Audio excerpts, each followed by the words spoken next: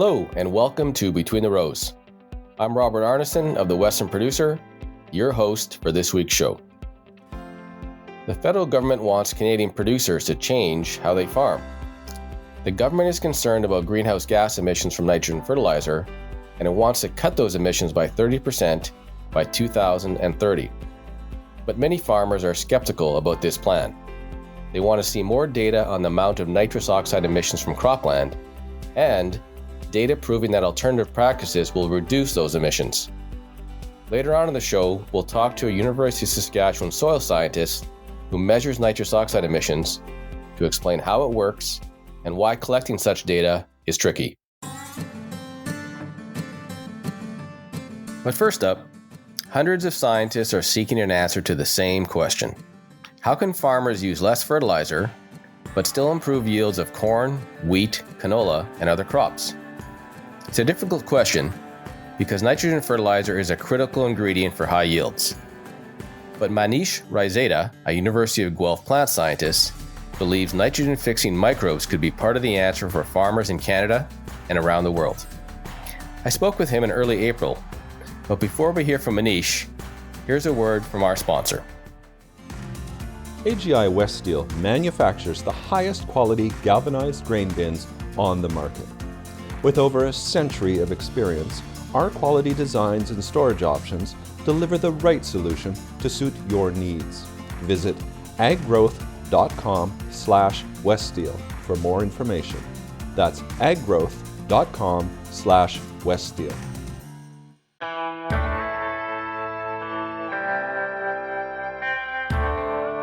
All right, as promised, here is my interview with Manish Raizada, a plant scientist from the University of Guelph.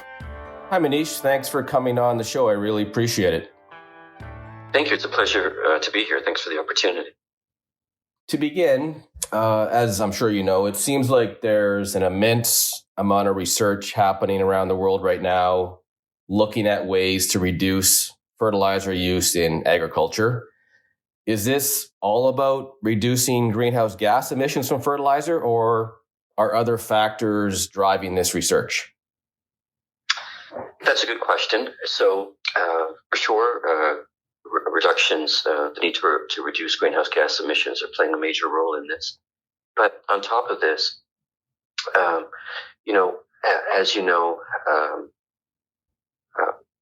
currently fossil fuel prices have gone way up, and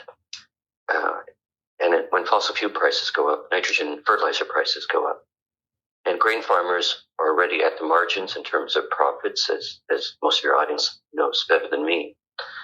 And so growers are looking for cheaper alternatives, especially to synthetic nitrogen fertilizer. So, that's playing a major role as well. And then on top of this, consumers are looking for products that are, more sustainable. And then, quite frankly, what's happened is there's been a convergence of technology and these other trends. And what I mean by that is that there are some emerging technologies that I'm sure we'll discuss in a minute that are also driving some of these innovations. Obviously, yourself and others at the University of Guelph are doing research on this. Folks, around the world are doing research in this area. What kind of stands out for you as some of the most promising technologies? So I'm thinking of things that could be ready in 5, 10, 15 years. And feel free to talk about, what you're doing at the University of Guelph.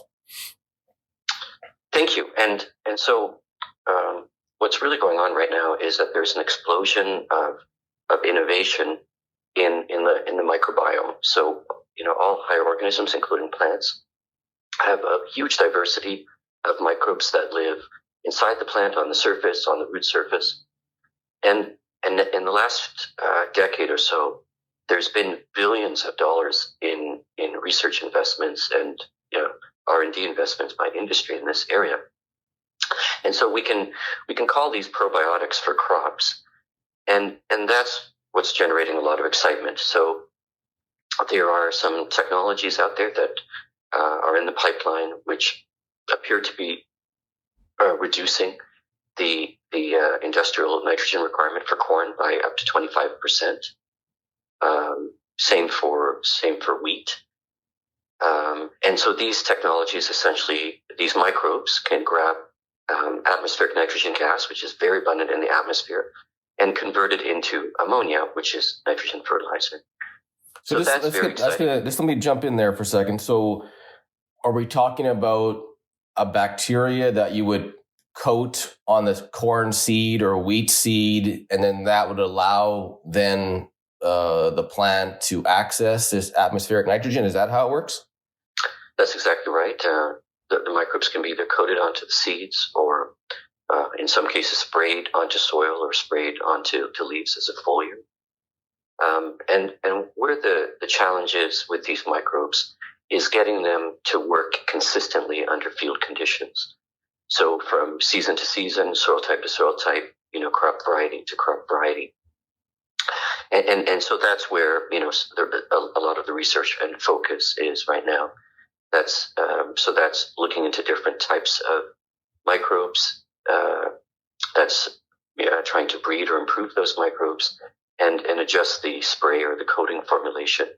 My own lab at the University of Guelph has been at this for more than 10 years. We have some exciting leads and discoveries in this area. So that's generating a lot of excitement. Now, apart from that process of converting atmospheric nitrogen gas into ammonia fertilizer, there's other groups of microbes where what they do is they help the plant uptake more fertilizer. For every, let's say, 100 grams of fertilizer that I dump onto a field, a corn plant maybe takes up half of that.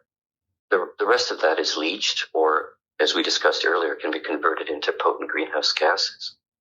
So if we can improve that efficiency, and part of that might be microbes that stimulate root growth early in the season, then that makes that improves fertilizer efficiency very significantly. So those are the sort of two classes of microbes. I also asked Manish about the potential of genetically modifying crops like corn and wheat so that they can behave more like legumes. That is, naturally cooperate with bacteria to fix nitrogen from the atmosphere. Well, let me step back a little bit. So a crop like soybeans naturally associates with nitrogen-fixing bacteria in its root system. And to enable that, the plant produces specialized organs called nodules, these little spheres on the root system. And they are specialized habitats for these nitrogen-fixing bacteria. Why they work so well is they provide the bacteria with a low oxygen environment, which is what they need to allow for the nitrogen fixation reaction. And they feed the bacteria, all the nutrients it needs, especially sugars. And so early on, one of the ambitions was to see, could people engineer corn and wheat to also create nodules? And there are researchers working on this. They have had some limited success in terms of being able to coax some of these crops, corn, rice, wheat, to generate, let's say, early, maybe we call them pre-nodules. Okay. But I would say that that's not what is generating excitement today. That is a tough order to do something like that. There are lots of genes that are required to build those nodules. So instead, the excitement today is on microbes that are already capable of associating with corn, rice, and wheat and fixing nitrogen. So some of these live, on the root surface or in the soil surrounding the root. That's the rhizosphere. Others live inside the plant. Those are called endophytes. My own research is in those two areas. And when I spoke earlier and said there are already emerging products under field conditions which are claiming up to 25% of the nitrogen requirement of corn, I'm talking about these classes of microbes. Okay. But you have brought up something very important, which is what is the contribution of legume nitrogen fixation to the overall system. And so if a farmer is rotating soybeans with corn or wheat, or in Western Canada, perhaps chickpeas or lentils with wheat or field peas, obviously your listeners know that as those legume crops, those bean crops decompose in the soil, they do contribute to the nitrogen requirement of the subsequent subsequent cereal crop. But there has been innovations in this area on the legume side. Specifically in soybeans, it's been shown that repeated inoculation with rhizobia bacteria into soybeans actually improves overall yield and nitrogen deposition of that crop. So it helps the overall crop rotation system. And that's generating a lot of excitement. Okay. As well, there is now, or there should be, new excitement in terms of new strains of rhizobia for these legume crops. My own lab is about to announce a discovery that we think is going to be very exciting, that will help us better breed, rhizobia. So to me, we're at a stage of, whereas we breed crops, we have to start thinking about and making very serious investments in breeding microbes. And I think, and then co-breeding both crops and their microbes, because often it is a dating game, it's a marriage, and you have to get it right. And so I think all of this is really exciting, and we're coming into a new frontier of innovation. So just to be clear on what you just said there, you're talking about plant breeders thinking about, how am I going to breed or develop this new variety or cultivar of wheat or corn or whatever, so it can cooperate with the bacteria either in the soil or the bacteria that we're going to apply to the seed? Yes, and it goes both ways. Sometimes the hesitant partner here is the plant, and sometimes the hesitant partner is the bacteria. And sometimes it's both. One has to breed both together to make it work. Okay. So as we make this transition, and breeding on the bacterial side is very fast. There are some bacteria where their generation time is 20 minutes, so you can do a lot of breeding in even a few days, depending on what your target is. If you're breeding on the crop side, of course, then you're into something long term, right? Then you're into something that might take 5-10 years.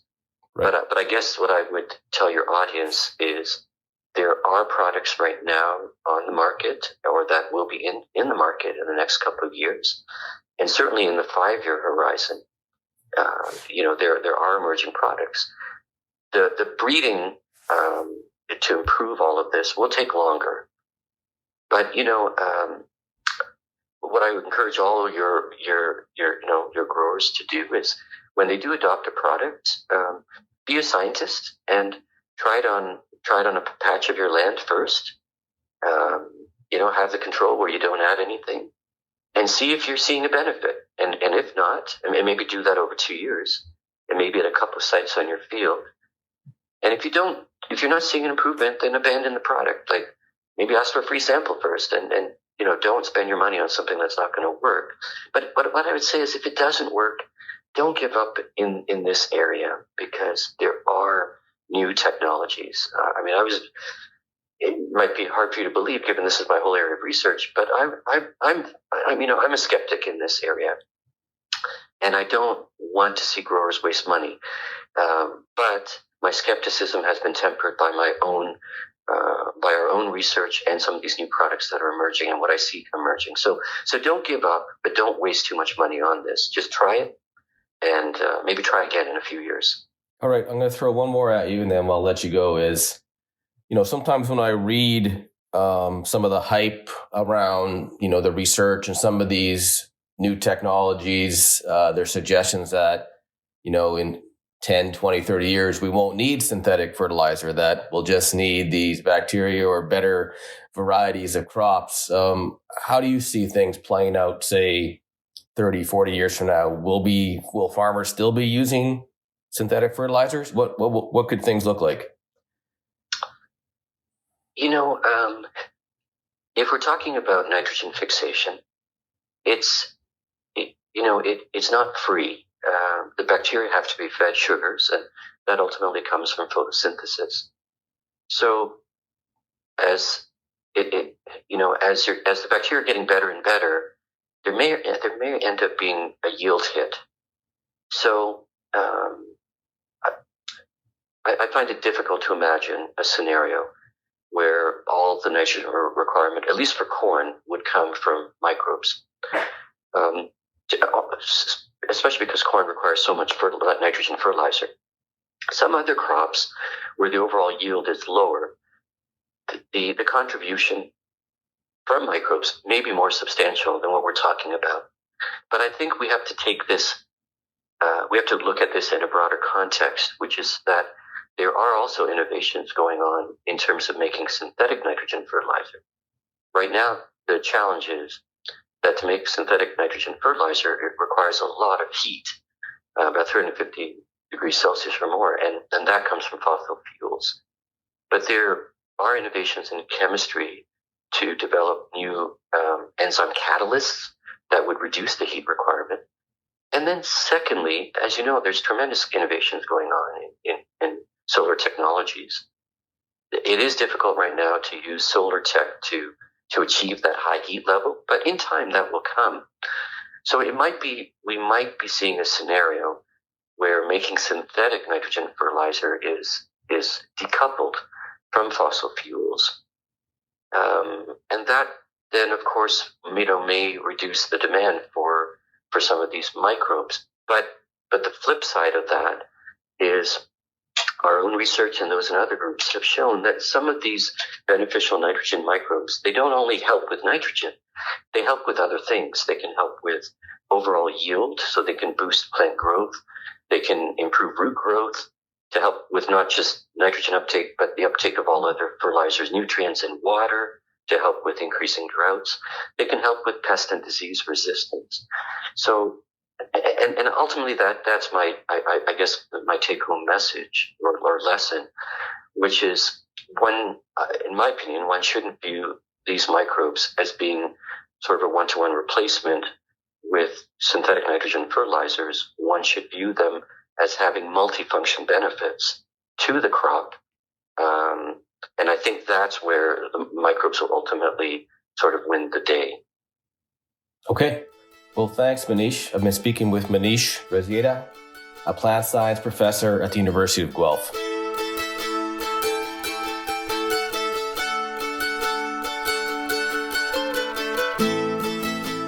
Next up, nitrous oxide is a powerful greenhouse gas, as 1 kilogram of nitrous oxide is the same as 300 kilograms of carbon dioxide. That's why the federal government wants to cut nitrous oxide emissions from Canadian farmland, but measuring these emissions is not a simple task. In mid-April, I spoke with Richard Farrell, a University of Saskatchewan scientist who studies greenhouse gas emissions in agriculture. Richard began by explaining how researchers measure these emissions from farmland. Sure. There are basically two main methods. One it's called a chamber method. And so we go out into the field and you put a chamber base into the field. So they're usually, made out of PVC or steel or aluminum. And the base gets installed into the soil. And you let it sit there to equilibrate so that the soil seals up against everything. And then you go in when you want to take a measurement, you have a chamber lid that fits on the base and seals to the base. And then once it's sealed onto the base, you take measurements at certain time intervals. So we'll put a base on and we'll collect a gas sample. So there's a little vent in the chambers to equilibrate pressure. And there's a small septum in it where you can stick a syringe needle through and collect a gas sample. So as soon as the chamber goes on, you collect a gas sample. That's your time zero measurement. And then you would take, say 2 or 3 more measurements. So we try and keep the total interval that the chamber's on covering the soil to less than an hour. So we'd say take measurements at 0, 10, 20, and 30 minutes. Can you describe to me how large this chamber is? Like, is it like the size of like a small like laptop computer sort of thing? Like, how big is this chamber box? It sort of varies with what you're doing. So we have different sizes. So we have small round chambers that, we make from, say, PVC sewer pipes. So they'll be maybe 8-inch diameter. And that's what they're made out of. And then we have bigger rectangular ones that are, anywhere from, say, 9 to 12 inches across and maybe double that in length. And then the chamber height is always about 10 centimeters or, 4 inches high. And what we want to do is we want to sit between the rows of the crop. So, if we have a 12-inch row spacing, we try and have chambers that are 12 inches across, and they sit right between the rows adjacent to it, so that roots grow underneath the chamber, because that's where all the nitrogen is being used in the soil, is in that below ground area. So you want to make sure that the chamber covers that area without impeding the growth of the crop itself. So sorry, I'm just going to jump in here. So let's say you're looking at one particular field, would you have these chambers at like several locations in one field, or is one enough to represent what's happening in that field? No, nitrous oxide emissions are notoriously variable in space and time. And so you need to have multiple chambers out to do this, especially in like a field where say a hummocky field, there's a landscape effect. So I guess to go back to the beginning, nitrous oxide is produced by two mechanisms. So it's microbially produced in the soil. So it's naturally produced. It's produced in grasslands, whether you're in forests, whether you're fertilizing or not, it's being produced. And it's produced through nitrification. So, you put on a urea fertilizer that releases ammonium or ammonia, and then that's oxidized to nitrite and to nitrate. And during that process, some nitrous oxide is formed during nitrification. And also then there's denitrification. And denitrification occurs when the soils become wet, when there's an available carbon source there for the microorganisms, and then denitrification occurs. So the nitrate is then taken down to nitric oxide or nitrous oxide, and then eventually to nitrogen, dinitrogen gas. And nitrous oxide is the greenhouse gas, so that's the one that everybody concentrates on. And so in areas of the field where you have, say, higher organic matter contents and where water tends to collect, you'll get higher emissions. So if you're in sort of, low-lying areas in the field, foot slope areas, or even in an upper slope position that has a little depression, any sort of concave area where water collects, you can have high emissions from those areas. And then in areas, say, on a steep slope or areas where water is shed from the landscape, emissions tend to be lower. And so you need to cover that whole thing. You need to have something that's representative of the field. So, for example, we have some work out at the Livestock and Forage Center of Excellence in Quebec, Saskatchewan here, where we're looking at emissions in a watershed. And so we actually have, I think we've got probably 35 chambers out in that area to cover representative areas of the landscape. And then we use all of that data and then use some modeling to upscale that data to what would the emissions be across the whole field. Another technique to collect nitrous oxide emissions from cropland involves lasers and sensors. But Farrell said that technology is not cheap. The other method of doing it is using micrometeorological techniques where you put towers out in the landscape and it brings gas samples from the atmosphere at two different heights into an analyzer that's in the field, and it takes measurements around the clock. So it's, whenever there's wind conditions are right, it's taking measurements. So you'll get, we might have 30 or 40 measurements a year in our chamber measurements, and with the micrometeorological one, you'll have thousands of measurements. And it gives you an integrated value for the whole landscape. the caveat to that is the landscape has to be relatively flat. So if you're in a hummocky area, those techniques don't work.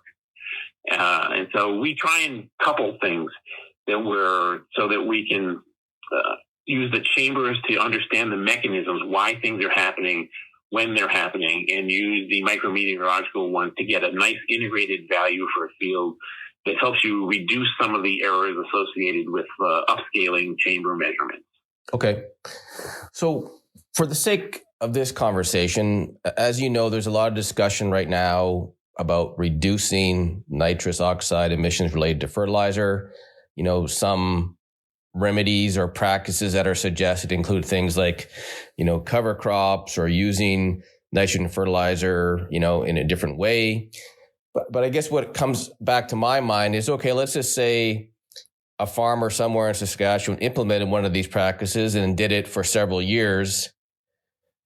I guess you could go out with your chambers and other measurement techniques and go to that field and say, okay, we'll start here at this baseline and see what the measurements are in terms of nitrous oxide. And then you come back 3 years later or 4 years later after this practice has been implemented and say, okay, where are we at now?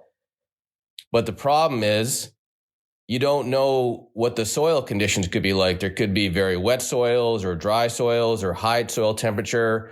There's so many other factors you can't control beside just a change of practice, correct?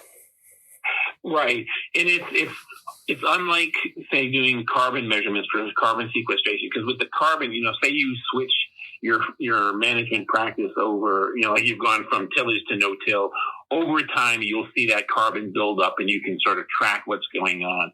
With nitrous oxide, because it's so variable and so dependent on climate itself and on the weather, that it's how much is coming off in any one year is going to be variable. So what you need to know is we need to go in and say, okay, here's our baseline scenario. Our baseline scenario is, we're broadcasting fertilizer on the field at a rate equal to a soil test recommendation or something like that. You pick the base rate and this is what you've done. And so then you can sort of, if there's enough data, that's the whole purpose, is to sort of get enough data that you can go back and say, okay, in this baseline scenario, if it's a dry year, this is sort of what your emissions are going to look like. Maybe, 0.4% of the nitrogen that's applied is lost as nitrous oxide. And in a wet year, it maybe is 0.8 or even 1% of the nitrogen is lost during that year. And so then you go and say, okay, now if I implement another management strategy. So I'm going to use an enhanced efficiency fertilizer instead of just conventional urea.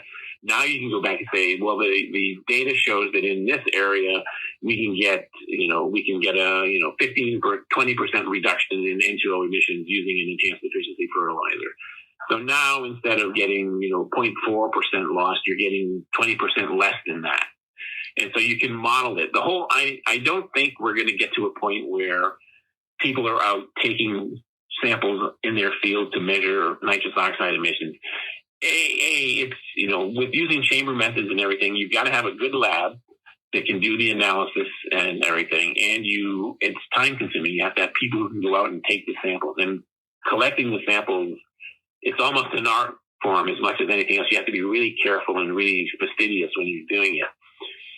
And sensors for going out, like for carbon dioxide, there are sensors that are relatively inexpensive using infrared technology that you could bury in the soil or leave out there and take measurements. And they only cost a couple $100. For nitrous oxide, we're using what are called quantum cascade lasers and Fourier transform infrared technology.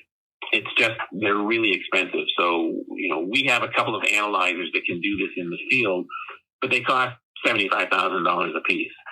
So, you're not going to be doing this on a routine basis.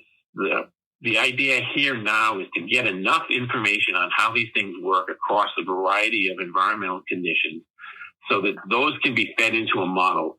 So you can go back later and say, look, here's our baseline scenario. This is where we started out with. This is our new scenario. So we're using, say, 4R technology to, put the right product, the right time, the right place, all in there. And this is what we expect to occur. And if it's a dry year, we're getting one value. If it's a wet year, we're getting another value. But use those models to say, this is the kind of reduction that we're going to be seeing here. And I think that's where we are now. We've been doing, a lot of our work is small plot work where we'll be, say, looking at an enhanced efficiency fertilizer versus a conventional fertilizer. And then we measure over a period of years what the change is. And then we can go back and say, okay, using this product, you're going to get a 15 or a 20% reduction in N2O emissions. And then that can be built into models that someone else can then go back and say, okay, we've got, a nice map of your field, and we know where high emissions are going to be and low emissions, and we can model what's going on. And what we need to do, we just need enough data to make the models accurate. And I think this is where we're moving into this area of digital agriculture and machine learning, where you need to feed in enough data into these models that they learn to be able to say, okay, under these conditions, this is the expectation of what we're going to get. In a decade or two, it might be feasible to have sensors in fields, Farrell said. But for now, scientists will rely on computer models to understand nitrous oxide emissions from farmland. And there are a few groups in the U.S. There is a nice group, atmospheric chemistry group at Princeton University, that's doing a lot of work on this. But even then, their sensors, they're getting sensors that are more portable than what we've got that could conceivably be used for something like that. But the cost is still so prohibitive right now that nobody's going to do it. Okay. And so until we can find a way to bring these things down, I just don't see it. But it's one of those things that all it's going to take is somebody to come along and have a really good idea and have a really good innovative thing, and prices will drop. Right. 10 years ago, nobody was using these lasers as measurement areas, or very few people were doing it. Now, I've got 3 instruments in my lab that use these techniques for a variety of purposes and everything. And so it will happen, but it's not on the immediate horizon. You've been listening to Richard Farrell, a University of Saskatchewan scientist who studies greenhouse gas emissions from agriculture. Well, that's it for this week's show. I'm Robert Arnason of the Western Producer. Thanks for listening. AGI West Steel manufactures the highest quality galvanized grain bins on the market.